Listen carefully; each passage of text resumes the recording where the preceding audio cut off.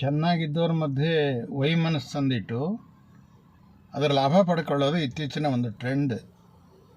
ಅದು ಎಂಥವ್ರು ಮಾಡ್ತಾರೆ ಅಂದರೆ ಭಂಡ ಬದುಕು ಮಾಡ್ತಕ್ಕಂಥ ಜನ ಮಾಡ್ತಾರೆ. ಅದರಿಂದ ಅವ್ರಿಗೇನು ಲಾಭ ಗೊತ್ತಿಲ್ಲ. ಒಳ್ಳೆ ಚೆನ್ನಾಗಿದ್ದವ್ರ ಸಂಬಂಧಗಳು ಕೆಡಿಸೋದು, ಚೆನ್ನಾಗಿದ್ದಂಥ ಮನಸ್ಸುಗಳು ಕೆಡಿಸೋದು, ಅವ್ರ ಮಧ್ಯೆ ವೈಮನಸ್ಸು ತಂದಿಡ್ತಕ್ಕಂಥದ್ದು. ಏನು ಲಾಭ? ಎಷ್ಟು ದಿವಸ ಬದುಕ್ತೀರಿ ನೀವೆಲ್ಲ?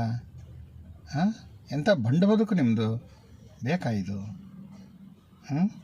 ನೀವು ಒಳ್ಳೆ ಮನಸ್ಸನ್ನು ನೋಯಿಸ್ತೀರಲ್ಲ, ಅದರ ಪಾಪ ಶಾಪ ನಿಮಗೆ ತಡೆದಂಗೆ ಇರೋದಿಲ್ಲ. ನೀವು ಎತ್ತು ದಿವಸ ನಕ್ಕಂತಿರ್ಬೋದು, ಬೇರೆಯವ್ರ ಕಣ್ಣೀರು ಹಾಕ್ಸಿ, ಆದರೆ ಅವ್ರ ಕಣ್ಣೀರಿನ ಶಾಪ ನಿಮ್ಮ ಬೆನ್ನಿಂದ ಇರುತ್ತೆ. ನೆನ್ಪಿಟ್ಕೊಳ್ಳಿ.